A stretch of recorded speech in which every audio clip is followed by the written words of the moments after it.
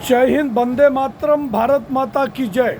राष्ट्रवाद की बात प्रहार के साथ आप सभी का हार्दिक स्वागत है। जय श्री राम। दोस्तों, आज का जो मेरा विमर्श का विषय है वो है वक्फ बोर्ड अमेंडमेंट बिल में सरकार की एक तरफ सरकार का एक्शन और दूसरे तरफ अपने देश में सिर्फ संविधान और सेकुलरिज्म की बात करने वाले लोग का उसके पक्ष में खड़े होना। हद तो तब हो जाती है कि जब all India Muslim personal law board और जमीयत उलेमा हिंद ये कहती है कि आपके हाथ में संसद है और हमारे हाथ में सड़क है। It means what? कि आप सरकार को धमकी दे रहे हो। एक तरफ आप कहते हो कि हम माइनॉरिटी हैं, अल्पसंख्यक हैं, और अल्पसंख्यकों का बांग्लादेश में क्या हो रहा है।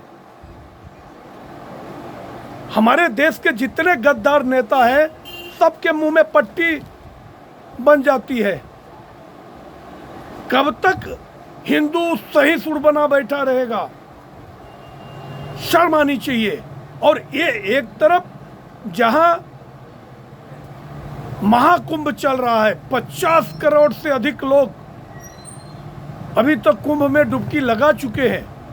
आप सड़क पे उतर जाओगे, 25 करोड़ की आबादी है, 30 करोड़ की आबादी है, और ये नहीं सोचते कि 120 करोड़ अगर सड़क पर उतर गए तब क्या होगा।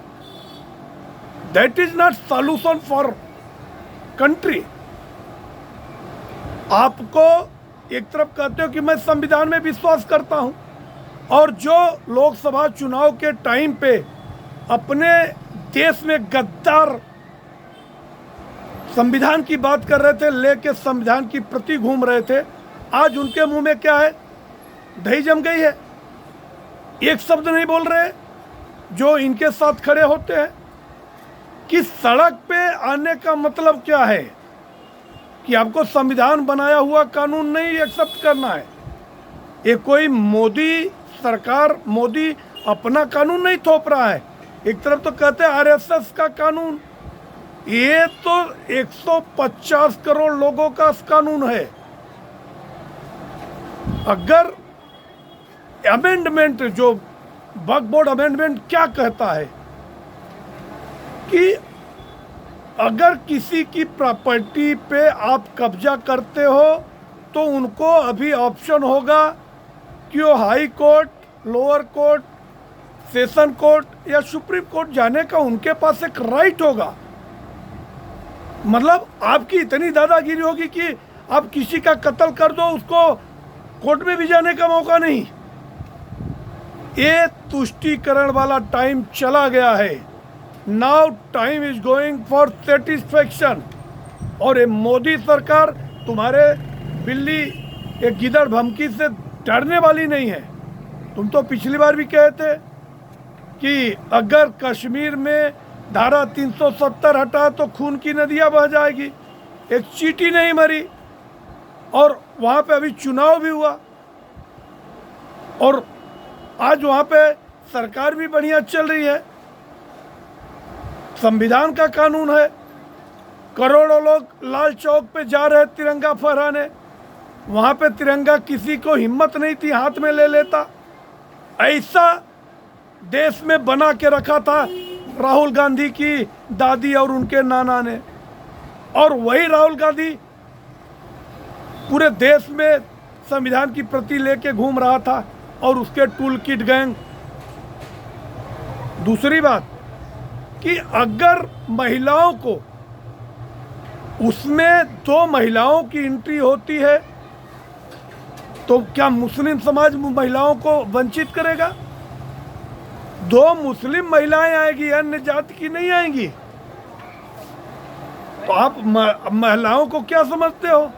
ट्रिपल तलाक के लिए भी ऐसा कर रहे थे कि कुछ नहीं होगा, सड़क पे आ जाएंगे ने। ये धमकी देना बंद करो। ये आपकी धमकियों के सामने ये झुकने वाली सरकार नहीं है। ये सरकार बिना किसी जात, धर्म, मजहब, पंथ देखे अपने हिसाब से, देश के संविधान के हिसाब से काम कर रही है। दूसरी तरफ यूसीसी, कौन कहता है यूसीसी मुस्लिम समाज के खिलाफ है? मगर अपने देश में सिर्फ राजनीति के चक्कर में केवल इन लोगों को उकसाकर उनके पीछे छुपने वाले गद्दारों का इलाज होना चाहिए। चाहे जो भी पार्टी है, उनकी पार्टी की सदस्यता रद्द कर देनी चाहिए, उनका सिंबल रद्द कर देना चाहिए। तुरंत immediate action should be taken strongly. अगर जिन वंचित महिलाओं को या अतीमों को, विधवाओं को न्याय नहीं दे पा रहा है वक्फ बोर्ड, इसमें कुछ भूमाफियाओं की वजह से ये अपना बड़े बड़े जमीनों को कब्जा करके बैठे हैं।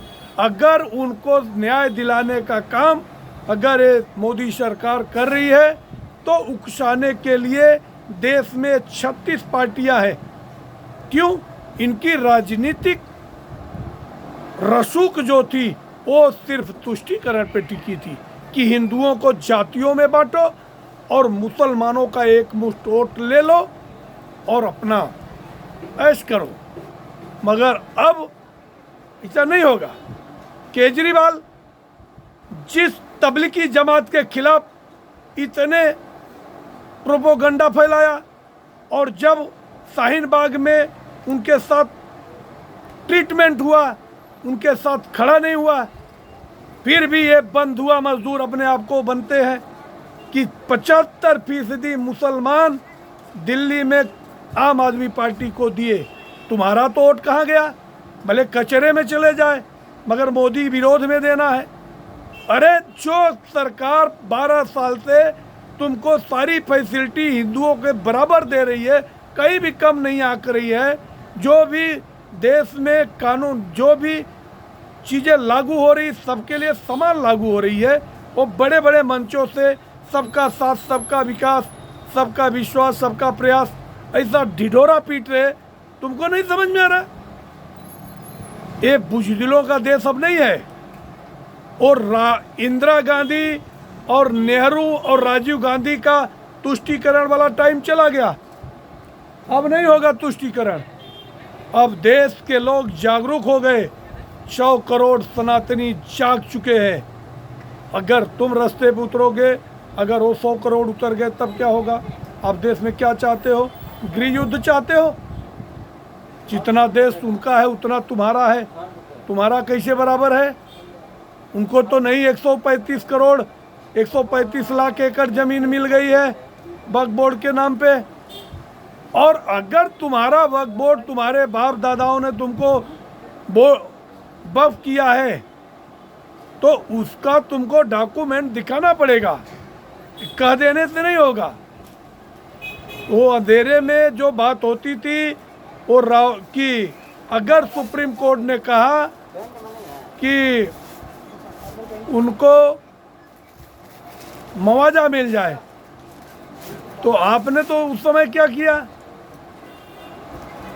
वोट बैंक के लिए सुप्रीम कोर्ट के फैसले को बदल दिया और आज दुहाई देते फिरते हो देश में संविधान नहीं है। तो ये जो all India personal law board और इसके साथ ही ये जो सारी पार्टियां, कल जैसे ही लोकसभा में ये रखा गया, जेपीसी के माध्यम से रखा गया, तुम्हारे कहने पे जेपीसी में गया। पहली बार कोई कानून बनने के लिए जेपीसी में गया 2 टर्म के बाद। मगर क्यों? सरकार भी चाहती है कि विधिवत चर्चा हो। कल के डेट में कानून लागू होने के बाद किसी को ऐसा नहीं होना चाहिए कि ये वन साइडेड हो गया। बाकी गृह मंत्री अमित शाह जी ने उठ के खुद कहा सदन में कि अगर कोई भी अपना कोई सुझाव देगा, उस सुझाव को लगा दिया जाएगा, मगर इन सुझावों के साथ ही एक कानून बनेगा जो कि आने वाले सेशन में 8 मार्च से इस पे विधिवत चर्चा होगी और पूरे देश को एक वक्फ बोर्ड अमेंडमेंट बिल 2025 मिल जाएगा। और अब किसी को भी डरने घबराने की ज़रूरत नहीं है कि कभी भी उठ के वक्फ बोर्ड कह देगा ये मेरी ज़मीन है। उसमें अब आपके पास सारे अधिकार होंगे।